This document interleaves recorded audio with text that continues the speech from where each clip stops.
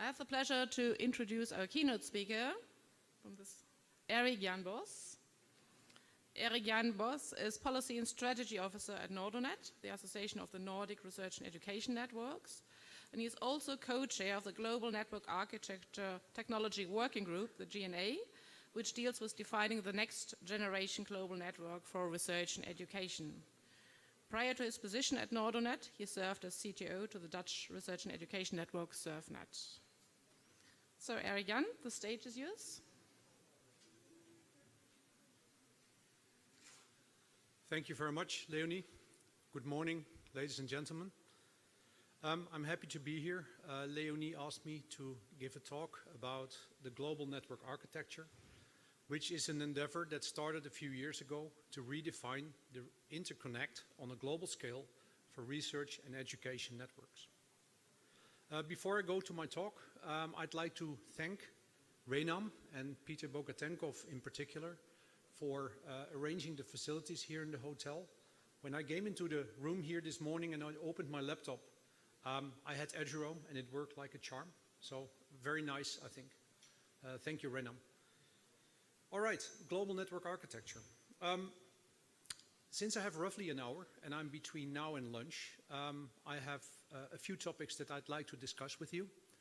First of all, a few slides on Nordinet. What is Nordinet doing in the Nordics of Europe?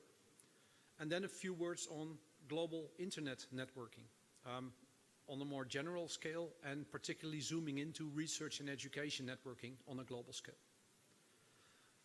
The why and the history of GNA, and I said it's only a few years old, so there's not much history. And then I'm going to show you where we are with the definition and the implementation of a global network architecture. Opportunities and future steps, I think, is a more important piece of my presentation, and I have some conclusions for you. And I hope we have time for some questions and answers. But first, Nordinet. Here's a map of Europe. We're here. That's where Moldova is. That's where Chisinau is. And this is the area that is served by Nordinet. We're the research and education regional network for the European Nordics. We interconnect the 5 Nordic NRENs, and we connect to Géant and to the rest of the world. If you look at this area more closely, you see that it's quite a large area, and we did the math once that if you would take the northern tip of Norway and you would just move it over itself onto Europe, then you would touch Africa. So it's quite a large area we're serving, and I'm not even talking about Greenland here. The Nordic region has 5 research and education networks that work nationally. So it's these 5. It's FUNET in Finland, SUNET in Sweden, UNINET in Norway, DIKE in Denmark, and there is RHNet in Iceland. And you see islands on here, Greenland, large area, not many people live there. It's part of Denmark, formerly. And then there is the Faroe Islands, part of Denmark. And there is the little island on top of there, to the right of my blue box there, and that's Svalbard. And that's an island that is part of Norway. And I'm told there's more polar bears on Svalbard than there's people. Although it's an important location for research and education, because there is a large research station on Svalbard, an international research station that has researchers from many, many countries of the world. Nordinet interconnects, as I said, the 5 Nordic NRENs and connects the 5 Nordic NRENs to the rest of the world through Géant and through other connectivity. And you have to think that the Nordics, when you go back in history, used to have some quarrels among themselves, but right now it's an area that works together well. There's a history of collaboration for research and education that is over 35 years old now. And in fact, in 2 years' time, in 2020, Nordinet will celebrate its 40th anniversary. We serve, if you count the users inside the Nordic area, we serve around 1 million users on a daily basis. And the organization Nordinet, it's a private company, but it's owned by the 5 Nordic NRENs. And our turnover is, roughly speaking, 20 million euros on a yearly basis. And we have 40 employees, 40 employees. If you look at the services that NordNet is providing, it's the same for all NRENs, right? It's network connectivity. So we provide the interregional network connectivity. And we connect, as I said, to Géant for European connectivity for research and education. And we have some global projects going on. And on top of that, as we are a full service provider for research and education in the Nordics, we have a peering infrastructure. We peer at major exchange points in the world to make sure that universities in our region not only have great connectivity to other research and education institutes worldwide, but also to what is called the commercial internet. We have other services, I would say, above the net services. There's trust and identity stuff that we're engaged in, and there is application services. And two important ones today are a Zoom offer we have for video conferencing, and we work in partnership with Kaltura for lecture capturing and streaming and playback. Our philosophy for these upper layer services is that we don't build them. Software development, of course, is an important area, and we build some software in the middleware area. We build a lot of software when it's about proof of concept. We have an idea, we want to test that, and we implement it, and well, if it's a good idea, it's hard to put that software into production. Maintaining a homegrown software product is hard. So our philosophy is system integration. We like to buy on the market, and we like to integrate that into our service offering.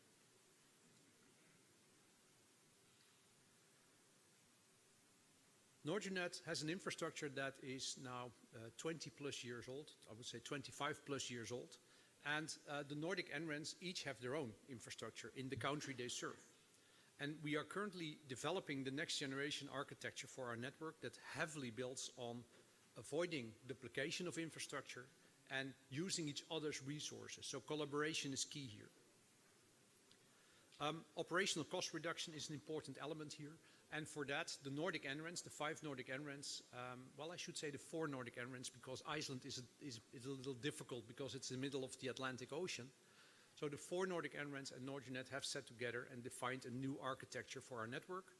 We will not buy fibers on paths that the other party already have fiber on. So we're going to share fiber, and alien waves, the alien wave technology is a very important factor for that. If you look at the Nordics, this is again a picture of the Nordics and the infrastructure that the NRENs in the Nordics have. And this is basically an overlay of the 5 Nordic NREN infrastructures plus NordNet. You see Iceland in the lower box there with connectivity back to mainland Europe, of course. And the top picture, the top box shows Svalbard. And that is an island group close to the North Pole, and that is well connected to Uninet due to the research station that is there. So this is the footprint that NordNet has with the Nordic NRENs in Northern Europe. And if you look at the global scale, this is how it looks. Infrastructure in the Nordics, and then we collaborate in the North Atlantic Ocean. We have points of presence in the US, and I'm going to tell you why in a second. And we have a point of presence in Hong Kong. The reason we reach out to those locations in the US and in Hong Kong is that our board has instructed us to make sure that we have a very good connection to the cloud providers. And in one of the previous talks already this morning, I heard using cloud. The rector of the Technical University of Moldova already elaborated on the fact how they're using Office 365. And if you're using Office 365, having great connectivity to Microsoft in this case is very important. There's a lot of big cloud providers out there, and through this infrastructure, we reach out to them. Is that necessary? Can't you peer with them in Europe? Yes, you can. But if you reach out to them, well, close to their home turf, when you discuss with them about the contract, we see that it's very easy to have the prices lowered because there's no network component in the pricing anymore. And we found out that that is quite a nice asset to have and to lower the price further. So I've shown you a number of maps. I want to dive into my next topic, and that is internet connectivity in general on a global scale. So, excuse me. So a few words on subsea cable systems. It enables global networking, and it carries your and my data when you connect to other regions of the world. I want to start this by showing you a map of the world. It's a map from the Eastern Telegraph Company, an organization that doesn't exist anymore, and they run they run subsea cables, all copper cables, of course. And this is a map from 1901. So it's quite an old map, and this was telegraphy, right? I mean, before telephony really took off. These cables don't exist anymore. Normally, a cable system has a lifetime of 25 years, and in the old days, it was less than that. It was 15 years or 20 years if you were lucky. Modern cable systems across the oceans use fiber. And what you see here is a picture of a fiber system. It's a picture that I used from Hawaii, which is a new fiber system that was built in the Pacific Ocean a few months ago. Basically, what you see here is 5 types of fiber that they use in that cable system that runs from Australia and New Zealand to the west coast of the US. And the type they use depends on the terrain the fiber system is in. The left one is for very smooth terrain with just sand, and all the way to the right one where there is rough terrain, subsea mountains and stuff, where they have to put the fiber in. So that's very, very strong. And on the top of this picture, you see the fiber pairs coming out. And such a fiber system only has typically 3 pairs, so that's 6 fibers, or 4 pairs, 8 fibers. Not too much. And of course, there's a lot of repeaters. Every 50 to 70 miles, they have to do a repeater. So if you build this fiber system, if you build this infrastructure, you have to put it in a ship. So what they do usually is they create a lot of that fiber, put the amplifiers in between, and load it onto a ship's tank, and then they just go. They go from land, put the fiber on land, have, in the case of Hawaii, roughly 15,000 kilometers of fiber in the ship. They sail, and then the ship dumps the fiber on the ocean floor, and at the end, you hope they have enough fiber to come to land there, and then they connect to the land, to the cable landing station. This is a picture that I used from Uninet, Norwegian, and they put it on Svalbard, and I'll come back to it later. So a lot of ice and snow, you see here. And basically the ship does all the work, and they do that by sailing over the sea, over the ocean, and then there's a robot on the ocean that puts the fiber in the sand or onto the floor. Why does this matter? Well, a project like this results in a fiber system like this. Here you see just an example. It's another old fiber system that runs from Europe, the UK, all the way to the Far East. It touches on China and Japan. That's where it ends. And basically what the cable system, the way the cable system is built is the ship sails from one end to the other end and puts the fiber in, as I just showed. These infrastructures are extremely important for today's internet, and these fiber systems are extremely important for the research and education global network. So my topic is the global network architecture, and that's why I elaborate a little on this one. If you look at this picture, you see a world map again. And what you see here is a lot of white dots and some links in between. What you see here on this picture is an interactive map of the world's subsea fiber systems today. I showed you the 1901 map, which was a static map with all copper cables for telegraphy. This is all the fiber systems that are on the ocean floor for carrying today's internet traffic. Sometimes I get the question, why not use satellite? You don't need all the infrastructure on the ocean floor. Well, satellite is less suitable for internet traffic. And the reason for that is that, especially if you use geostationary satellites, the round-trip times are humongous. These fiber systems have round-trip times that are at least a factor of 7 less. The white dots here are the cable landing stations. The URL of this map is at the bottom of my slides, and we heard just before the coffee break that all the slides will be made available. So if you're interested in this map, take a look. If you haven't seen it before, it's a nice interactive map, and you can click on the links, click on the cable landing stations, etc., etc. And how does this all apply to research and education networking? That's why we're here, right? Well, Catherine already, no, it was Veronica already this morning showed a map of GEOM. I'm going to show that map as well. First, this is a map of APAN, the Advanced Asia Pacific Network Infrastructure. They have a map showing the infrastructure they use for creating research and education network from Asia to the rest of the world.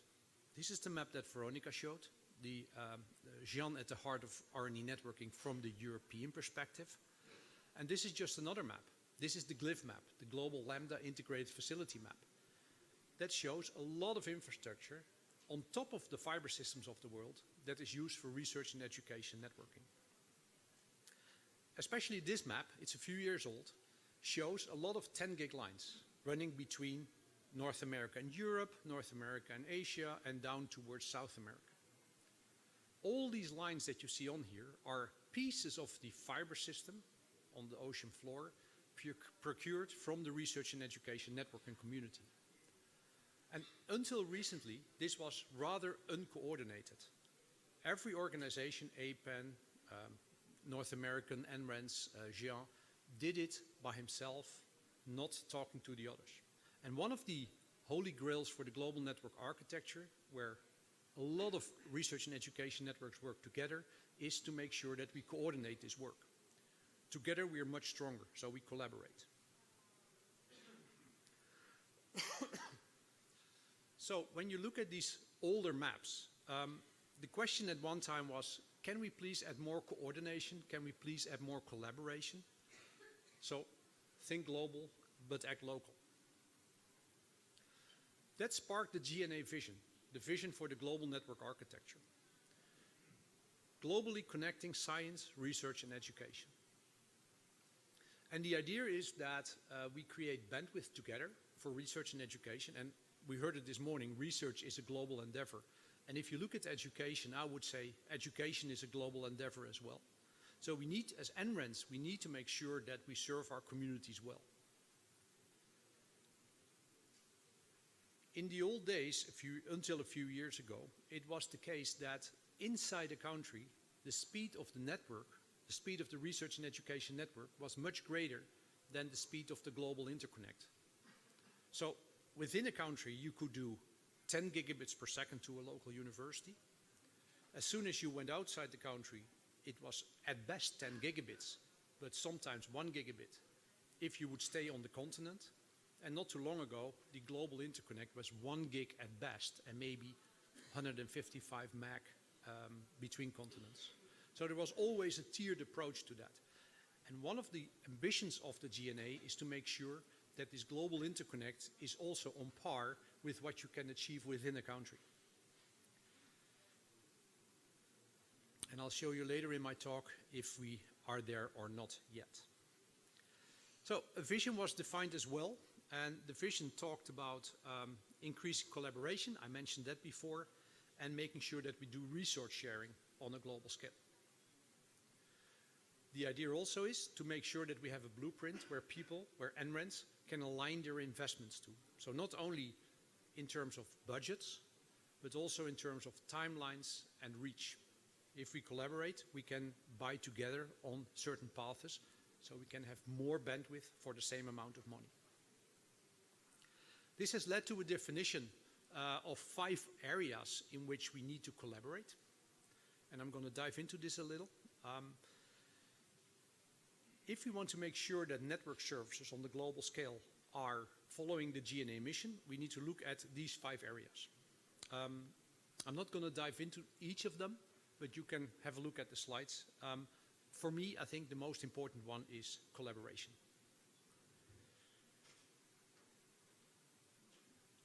The thinking in global network architecture terms started some 5 years ago. There was a white paper by Professor Jiangping Wu, the CEO of the Chinese Education and Research Network, based in Beijing, China. And the CEO back then, he retired recently, the CEO back then of Internet 2, Dave Lambert. Those 2 gentlemen together wrote a white paper and said, we have all this bandwidth, we spent all this money on a global interconnect. Let's work together and make sure that we have a better service for our users. Was there nothing there? Yes, I showed all the maps. There was a lot of infrastructure there already, and the idea is to further collaborate and further increase the bandwidth and reach. Did we reinvent architecture? Did we reinvent technology? No. Like I said in the beginning, Nordic is a system integrator in that sense, and also here in the global network architecture, we built on the things that are already there.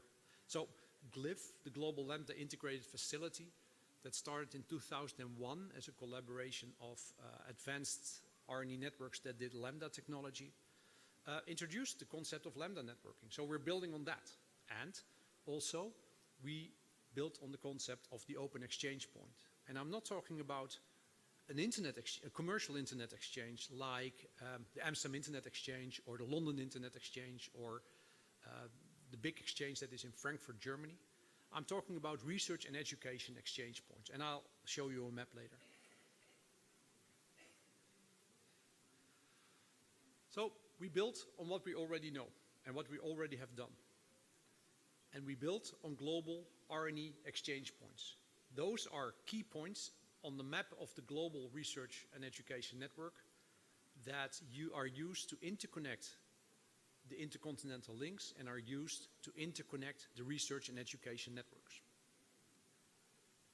We use the fed pipes, the large infrastructures between the exchange points. And of course, those are procured by research and education networks of our community. And Jean is a very active contributor to all this, so Europe is well positioned here. And we use a concept of federated operations. We used to come from an area where each research and education network had its own NOC, or today has its own NOC, and each of the links that were procured were controlled by that network operations center. Today we're driving away from that. Today we rely on each other. So that's also another aspect of collaboration. One example is that there is a link between New York and London that is owned by one party, but since it touches on Xi'an infrastructure in London, the Xi'an Network Operations Center plays an important role in operating that link. That means we have to trust each other more, and that means we have to collaborate more. Examples of such research and education exchange points in Europe are Nox Hell in Helsinki, which is close to my region, so that's why I start there. Netherlight in Amsterdam, one of the oldest GXPs that is out there, and Xi'an Open in London. And there's another Xi'an Open node in Paris that also plays an important role in today's research and education network interconnect. What have we done in the Global Network Architecture Technical Working Group so far? Well, we created reference architecture documents. 6 reference architecture documents, we call them version 1, because we are building on we are creating version 2 right now. They have been published, they're on the web, and I show you the URL later. We have 3 white papers about further collaboration between research and education network. We looked around and we defined a phase 1 compliant architecture for the global interconnect. We talk about instrumentation and we have a website. I showed you that in 2013 there was a white paper by Professor Wu and Dave Lambert that really started this. And if you go back 1 year earlier, you saw that roughly 25 10 gig connections across the North Atlantic Ocean alone were there, 25 plus. And some lower speeds as well. Back then we said we can add more of those uncoordinated 10 gig links across the North Atlantic Ocean. Does it help us? Well, I'm not sure. It might help us in terms of bandwidth. It certainly is not helping in terms of resilience. It's not helping in terms of the way we collaborate. So at that moment in time, and this is just 6 years ago, we challenged the subsea providers to do 100 gig with us, to step up to the next level from 10 gig to 100 gig. Did this work? No. The commercial departments of the carriers were scratching their heads, so maybe we can do 100 gig technologically, but can we sell it? And they said, well, we don't know the price for that. So we said, okay, or they said, the price of 100 gig will be 10 times the price of a 10 gig. Well, that's not very interesting. We thought to have some price erosion there. So basically what we did back then is we said no to the commercial offerings, and we challenged a cable operator and an equipment vendor to embark on a technology project with us. So Tata Telecommunications picked that up. They said, yes, we want to work with the research and education community to see if we can go to the next level here. And Ciena from the US, an equipment manufacturer for optronics equipment, said yes to this as well. And we worked together with these two industry partners to build the world's first 100 gig on an intercontinental cable system. We called that ANA, the Advanced North Atlantic Collaboration. And this basically was the first of such collaborations that have matured in the context of the global network architecture. One cable is, in practice, no cable, because a cable system can go down. I showed you the way a cable system is put on the ocean floor. Sometimes there's a problem with the cable.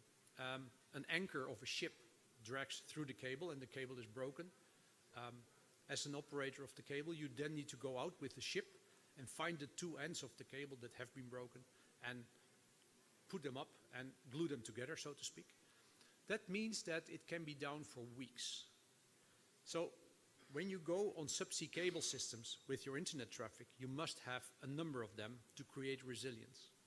And we learned that one is none. Two also is a problem, so we needed to step up further. But in 2014, we were able to create a ring. We had two cable systems across the North Atlantic Ocean that were able to carry the traffic of the research and education networks between North America and Europe. And in that same year, in 2014, ESNet, the Energy Sciences Network of the Department of Energy of the US government, also created the first 100 gig across the ocean. And ANA, the partners in ANA, and ESNet agreed to a mutual backup. 2 years later, we had 3 links, and in 2017, so last year, we had 4 links. And we learned that 4 links is the way to go if you have to have true resilience, if you have to have 100% uptime. So what is out there now in the North Atlantic Ocean? Instead of the 25 plus 10 gig links, in 2016, we moved to 3. And we had the opportunity to procure, it's all European procurement, according to the according to the guidelines of the European Commission. So each link was individually procured, but coordinated by the parties that you see here on the right. So Nordinet, Internet2, Géant, Canary, which is the research and education network of Canada, and SurfNet from the Netherlands. Each of these 3 links was running or is running today on different cable systems, and it has different touchdown points on the continents. So in North America, you see Montreal, New York, and Washington. And in Europe, you see the 2 Géant open nodes, the one in London and the one in Paris. And you see Netherlight in Amsterdam. This is a full redundant system that today is used by research and education networks on both sides of the North Atlantic Ocean. The US Science Foundation, the National Science Foundation in the US, made money available for a 4th link. So this is the green one that was added recently through the NEAR project. And Catherine Stover is in the room, and she's the co-PI of the NEAR project. So if you want to know more about that, talk with her. And then this is 400 gig worth of bandwidth. So if you're connected to Géant and you send data to Canada or to North America in general, the US, whatever, it will run over this infrastructure.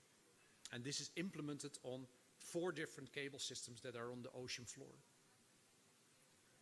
In the meantime, ESNet have upgraded their infrastructure to 400 gig as well. So right now, you see that there's 800 gig worth of bandwidth across the North Atlantic Ocean for research and education. And through coordination and collaboration, we were able to secure these 800 gig systems on different fiber systems. So the resilience is maximum. And I would say it's very hard for this system to go down. And that means, and that's another feature here what I'm showing, Géant is a 100 gig infrastructure. Canary and Internet2 and ESNet run national backbones of 100 gig. And by gluing them together at 100 gig, we have achieved one of the goals of the global network architecture. Make sure that the interconnect between continents is on par with what is available within a continent. So we called ANA the Advanced North Atlantic Collaboration, we call that a proof of concept project or a pathfinder for the global network architecture. And we learned a lot in ANA. At one day, when we did the first 100 gig, I got a call from a Tata engineer who ran a fiber system between New York City and London. And he said, well, we're working together with you and Sienna, and I've never seen a project inside Tata that violated so many internal procedures. And we agreed that that was not a bug, but that was a feature. We learned a lot. Both Tata, Sienna, and the research and education networks that were embarked on this project learned a lot. So we learned a lot in ANA, and we fed that back into the GNA thinking, into the development of the documents. And we saw at that same amount, in that same time frame, we saw that other consortia like ANA were developing in other regions of the world. And we saw that the number of GXPs, the exchange points for research and education, were increasing. Basically, we saw that the GNA concept in research and education networking has achieved broad buy-in. And we looked around and we asked everyone that participated in that to look at their infrastructure and see, okay, there's now 6 documents out there that define the global network architecture, the reference architecture. Have a look at your infrastructure, whether it be a link, whether it be an exchange point, and see if you're compliant with the architecture V1. And that we created a map out of that, and last year at the Global Summit of Internet 2, we showed the map, and basically it's this map. It's a year old, it's a year plus old, and we already know there's more compliant infrastructure, so we're currently working on the next generation of the map, and that will be ready for the plan is to have it ready for the APEN meeting next year, early next year in Korea. What you see on this map is GXPs, that are the circles, the small circles on the map, and the links that are run by the research and education networks. I mentioned the website for the global network architecture. Here's the website, and the URL is on the bottom here. You find the reference architecture documents here. You see the collaborators there. Gian is mentioned, of course. It's an important contributor to the GNA thinking. And I said also that in other regions of the world, similar initiatives like the Advanced North Atlantic Collaboration are developing. And here's another example. The picture is a little bit hard to see, but you see on the right side, you see North America and South America, by the way. But the center here is North America. And you see the Asia Pacific region. And there is links now across the ocean, across the Pacific Ocean, that basically follow the similar ideas of ANA. 3 links, so quite a lot of resilience here, all 100 gig, contributed by a lot of partners. You see them on the left. And basically this runs between Tokyo, Seattle, Tokyo, Los Angeles, and Singapore, Los Angeles. And on the continents itself, there is also infrastructure. So also, these links are able to function as a system. Wherever you connect at the GXPs, you're able to use all of the links through mutual agreements between the collaborators. And this collaboration is bigger, so I would say this is a bigger achievement than what we did in the North Atlantic Ocean. And one of my Japanese colleagues said to me that he's a retired professor, and he said to me, I've been dreaming of a collaboration like this for my entire workable life, and I'm so happy that we finally made it happen. It's not easy to collaborate this way, and especially in Asia, collaboration is more difficult, I would say, than in Europe. I talked about the North Atlantic Ocean, so gluing together Europe and North America. I talked about North America to Asia, and then there's one obvious piece missing here if you look at the Northern Hemisphere, and that's about Europe to Asia.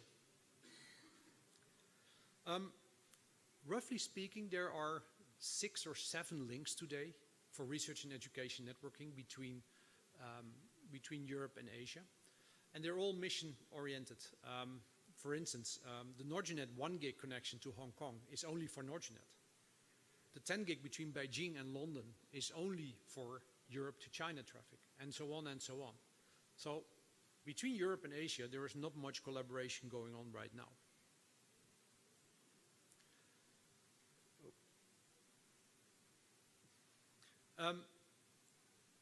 It means that traffic, research and education traffic between Europe and Asia takes suboptimal routes. We did some analysis at NordUnet and we saw that lots of traffic is not using these systems at all. Lots of traffic is traversing North America. So it means you send a big data file, a research or a science data file from Moldova to Japan, and it could very well be, well, Japan is a bad example, say Vietnam. And it could very well be that this file will traverse, first of all, onto Géant, then across the North Atlantic Ocean onto Internet 2, and then it will go over the Pacific Ocean into APAN, finally finding its destination into Vietnam. That means very long round trip times, suboptimal use of bandwidth, so leading to high costs, unnecessary costs. So the current question on the table is, how could we, from Europe and from Asia Pacific, create an ANA or APR, which is the name of the collaboration on the Pacific Ocean, like collaboration between Europe and Asia.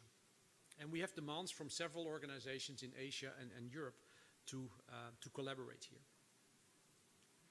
So at this moment in time, and this is only a recent development and started earlier this year, there is a joint procurement happening today. The first meeting of this kind happened in March of this year, and it was a few interested parties that sat together at the APAN meeting in Singapore. And they decided to look at the opportunity if we could do something together. And in the meantime, we learned that SciNet, which is the research and education network in Japan, was procuring a 100 gig link between Tokyo and Tokyo and Amsterdam, as an upgrade of their current 20 gig connectivity to London. First about that one. SciNet from Japan is working on this link. It's a quite long link. It goes from Tokyo north to the North Island of Japan, and then across the sea there into Russia, across Siberia, across the Russian railroad, Siberian Railroad, into Moscow, and then onwards to St. Petersburg, Helsinki, down to Stockholm, Copenhagen, Hamburg, and then into Amsterdam. This link is currently contracted and it will be delivered in Q1 of next year. So that will be an increase of availability of bandwidth, but only for Europe to Japan traffic. Excuse me. This meeting in Singapore that happened earlier this year had 3 participants from the Asia Pacific region. Basically, it is Singaran, the Research and Education Network from Singapore, it's ARNet from Australia, and it's the TineStar CC, the Time Coordination Center, which runs the Asia Connect project, which is sponsored by the European Commission. And from Europe, it is Géant, it's SurfNet, and it's NordUnet who is driving the car. So these 6 partners agreed in March to look at the opportunity to procure something which would be diverse from what the Japanese network is doing. And also we said, let's look at long-term stability and let's look at sustainability, not for 3 years or 4 years, but long-term. And when we talk about long-term in intercontinental procurements, we talk about IRUs, we talk about indefeasible rights of use, which means 15 years or 20 years, or 25 years even is mentioned. And sometimes you speak in terms of the lifetime of the cable system. This collaboration is called CAE 100 gig, the collaboration between Asia Pacific and Europe at 100 gig. And basically what we're trying to do is create this red link. You see the Tokyo-Amsterdam link that SciNet has secured, and we are working on the red link somewhere in Europe. It says Geneva here, but think about somewhere in Europe. Most likely we will go to London, because that's where Géant Open is. And Singapore is the other end of the fiber we are trying to procure. If we end up in London, it's trivial, because London, Amsterdam has a lot of fiber already in the hands of the Research and Education Network, so we can close that gap easily. Between Tokyo and Singapore, it's another story. The distance is quite long, but there's already 100 gig transmission infrastructure there. So already Tokyo to Hong Kong is there, and Hong Kong to Singapore is there. There's even now talks of a direct link between Singapore and Tokyo at 100 gig, and our friends from Taiwan have announced that they will do some 100 gig connectivity between Tokyo, Taipei, and Singapore. So if we're able to pull this off, and the signs are that we're on the path towards this, we will have a ring between Europe and Asia for research and education networking.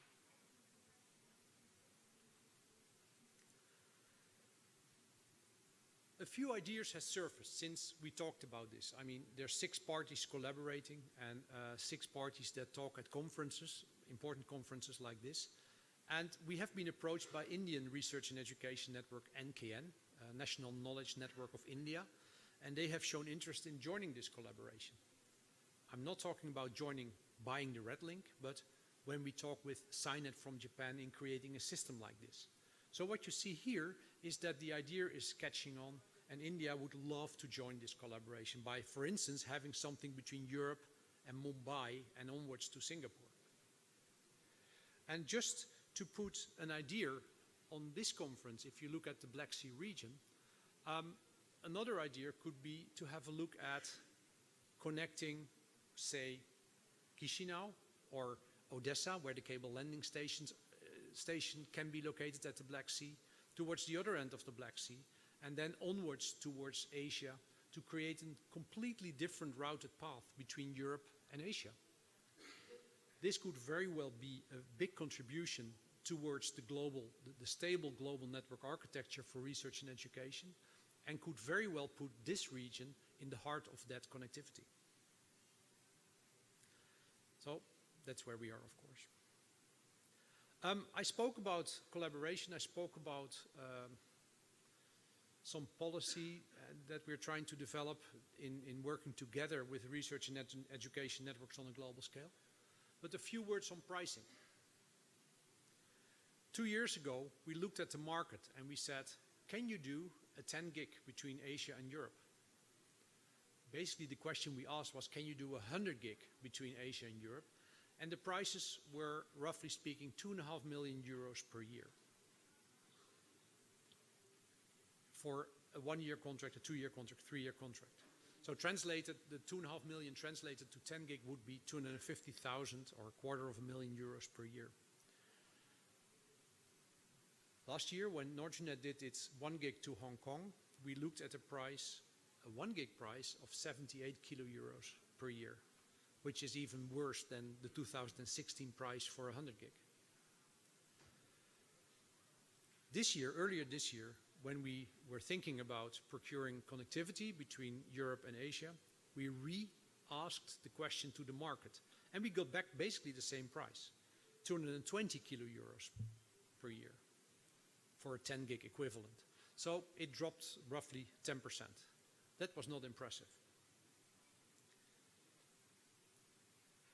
Then we approached the market with the question, what if we do a long-term commitment, say the 15 years that I mentioned, or longer, or the lifetime of the cable? Can we get a better price from you? And we saw that the prices were, well, a factor of 9 lower than that. So basically you saw here, we got prices back from 30 to 60 kilo euros for an equivalent of a 10 gig. We are currently running the European procurement, which means I cannot talk about this. But I can tell you that the prices we got as the budgetary pretender wholesale quotes were high compared to what we see now. So we think we can really have an attractive price by working together in a long-term commitment. It means, if you talk about RU, that you need to be able, as NRENs, to invest. And I have worked for NRENs for 30 years now. And I know that it's hard for NRENs to have a lot of upfront money to invest in a long-term commitment. Normally, NRENs all over the world are input financed, which means they have a fund they have a budget for 2 years, 4 years, 6 years, but not longer than that. And it's very, very hard for an NREN to look over that horizon. If you want to engage in the wholesale market, it means that you have to have budget to invest, because an RU, you buy an RU by paying a lot of money up front for the 15 or 20 or 25 years of commitment, and then pay a very small amount of money going forward. So you have to rethink the way you budget, and you have to have cash, basically. That's what it takes. But if you're able to do that, you have a very attractive price on the table if you can work with the market that way. I showed you about cable systems between continents. Most of them run on the ocean floor. I showed you about how research and education networks engage with that market. I want to show you a few examples of how research and education networks have been engaging with that market and have been part of creating new fiber systems in the oceans of the world. A recent example is how the Research and Education Network of New Zealand, REANZ, worked with a private investor that led to the Hawaii cable system. And basically Hawaii is a cable system that is in operation since a few months between New Zealand, Australia and the US West Coast. It's 15,000 kilometers long. It costed, roughly speaking, $500 million New Zealand dollars. And REANZ managed to be an anchor tenant of that cable system. So it means they invested a lot of money up front. They were part of buying into the fiber system from day one. And that gives them the right to use the fiber system or a part of the fiber system for the lifetime of the cable. I spoke with the CEO of REANZ recently, and I can tell you she's very happy that this was pulled off. And the New Zealand government and the Australian government helped in achieving this. Another example far away from here is Indigo, which is a fiber system that ARNet has been planning together with Google. And that's very interesting, I would say. It's a fiber system that is being built as we speak between Sydney, Australia, Perth, Australia. So it's basically a loop south of the island of Australia. And then it continues on to Singapore, and I think it continues on to Indonesia. ARNet is an anchor tenant there, and ARNet worked with Google to make this happen. Google is a major investor in this cable system.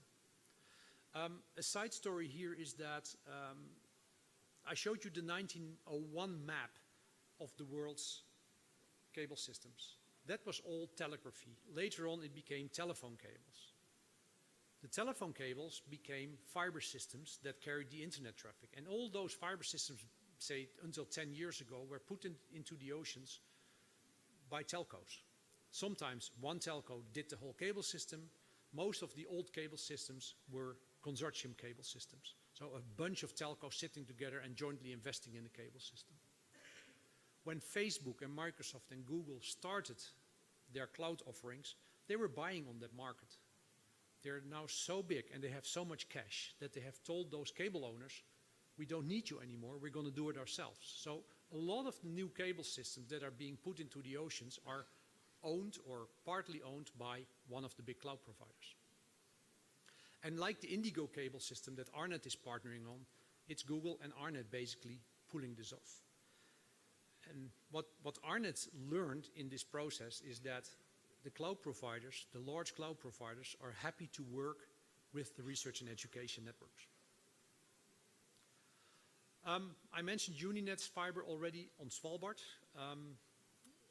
That's how an NREN got funding from its own government, from the Norwegian government, and they created a 125-kilometer resilient fiber system on the island of Svalbard.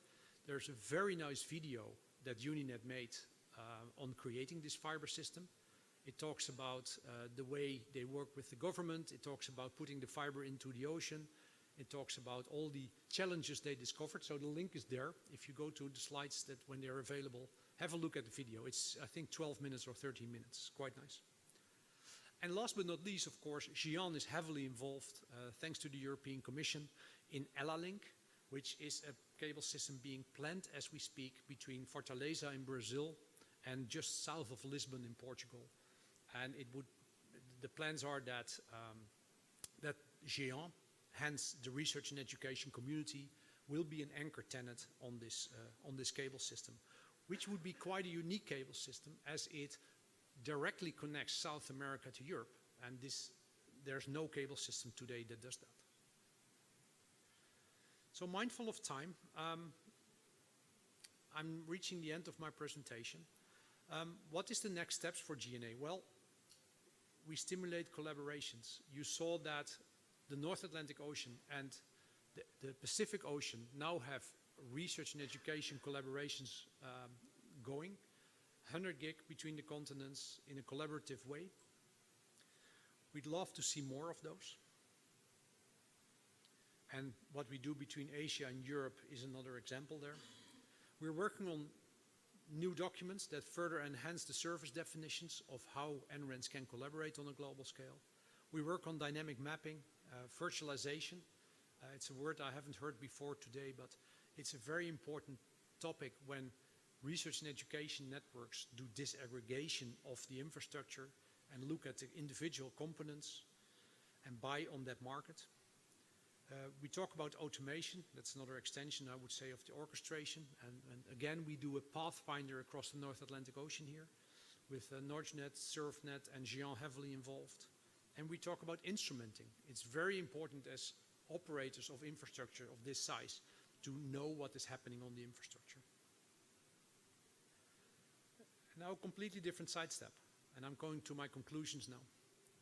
What about the commercial internet? Why don't we leave it all to the commercials? Well, that would be another keynote, I think. But there's a very interesting article written on the Gian website that talks about a test being done, or that was done between Australia and Europe through North America. And basically what they try to do is transport large files over the research and education network infrastructure and transport these same files over the commercial internet. And basically what they saw is that the research and education networks performed like they were supposed to perform. So transporting a very large file and achieving 10 gigabits per second or more on this infrastructure that you see here was normal on the research and education networks. On some of the path of the commercial networks, they didn't get any throughput at all, because the commercial networks looked at these enormous files as denial of service attacks and shut it down automatically. Performance on the commercial internet was quite bad on this path. Have a look at the blog entry that Gian created that has all the results here.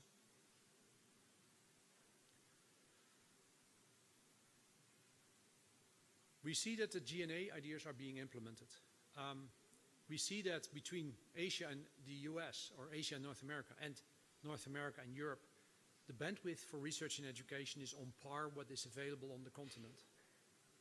And we see that other intercontinent paths are following. There is a I didn't touch on that, but there is a collaboration going between South America and Africa. There's new cable systems being built out of Fortaleza, Brazil, into Africa, for instance, into Angola. And the South African NREN has a lot of bandwidth allocated to it on the WAX cable system that runs from Cape Town in South Africa all the way to London. And those cable systems, well, touch in Angola. So there's lots of opportunities there. And, well, I talked about ELA-Link, and that would be a tremendous way forward for Europe to South America. So what we see since we started to work on the global network architecture is that we see more bandwidth for research and education.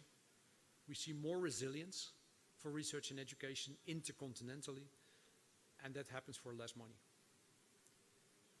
So will the Black Sea region join us?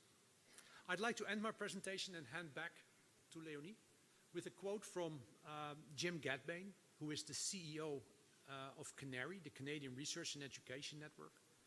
And this is a statement that he made on one of his national conferences for the Canadian research and education community, where sometimes he gets the word, why is CANARY expensive? Why do we have to pay so much money for CANARY? Well, this is a revelation for many of the Canadians, he told me, that it's important to realize the fee you pay for your national connection to the research and education network, of course, gives you connectivity to the other universities and research institutes within the country.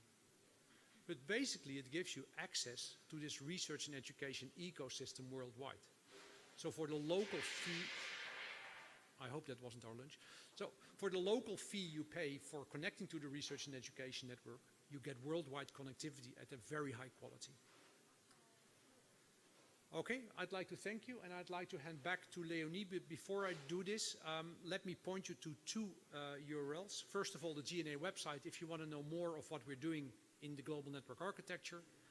And there's another website that is a global endeavor by Research and Education Network, Marketing and Communications departments that is called In the Field. And basically it has stories about research and education that have been enabled through research and education networks. And there's also a quite nice pointer there that talks about why research and education networks are important. I advise you to have a look. And that's the end of my talk. Leonie? Inspiring presentation. I'm sure there are some questions from the audience. Arto.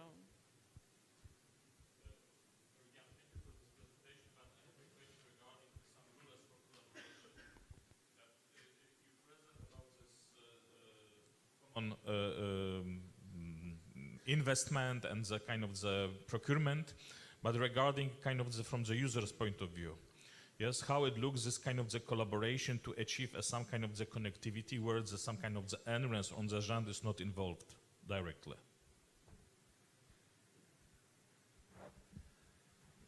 Thanks for the question, Arjo. I'm not sure I understand your question. I mean, Jean, when you look from Europe to North America and from Europe to Asia, Jean is heavily involved in these discussions. What we basically do is we look at the opportunities that the market can give us in tenders. And then we have, among the partners that collaborate, we have a memorandum of understanding on how we work together. And we have a cost-sharing agreement among ourselves, how we share the cost of this long-term investment. And that's quite interesting because as an example, in the collaboration between Europe and Asia that is now developing, we see quite different partners. The European ones are alike. Jean, SurfNet and NorgeNet are alike. But on the Asia Pacific side, we see that ARNet is a completely different animal than, for instance, Tynestar CC, where Tynestar CC has funding for a number of years, and ARNet is a long-term investor in IRUs. So far, we are able to work out a schedule among ourselves in which we pay in different regimes, but in the end, it all works out. Does that answer your question?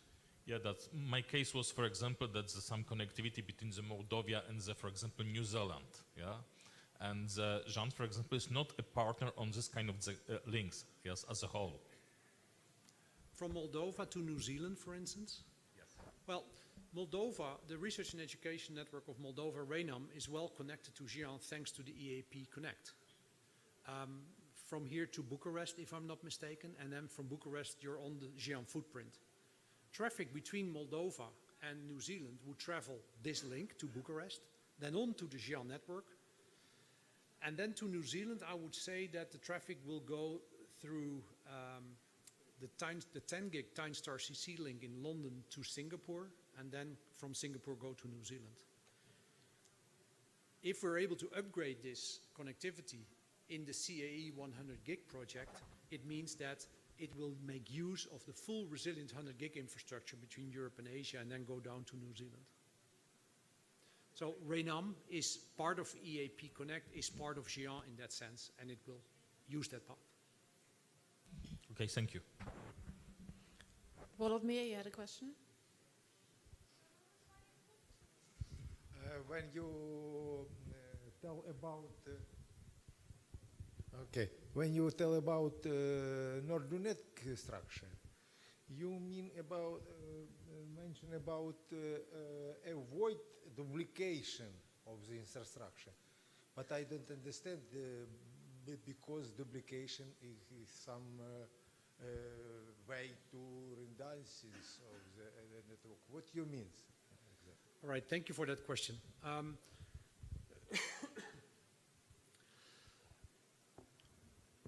Right now, when you look at NorgeNet's infrastructure, you see that the Swedish NREN SUNET has a fiber between Stockholm and Lund, which is in the very south of Sweden, close to Copenhagen.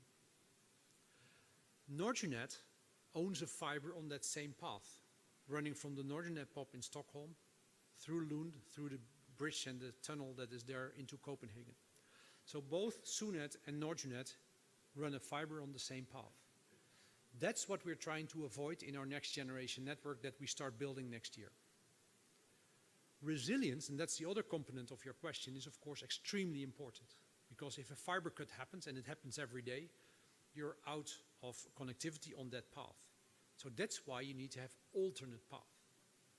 So the way forward for SUNET and NordUnet in this case will be that SUNET and NordUnet will run one fiber between Stockholm and Copenhagen, and then run another fiber diversely routed out of Stockholm towards Oslo in Norway, and then down from Oslo through another path into Denmark.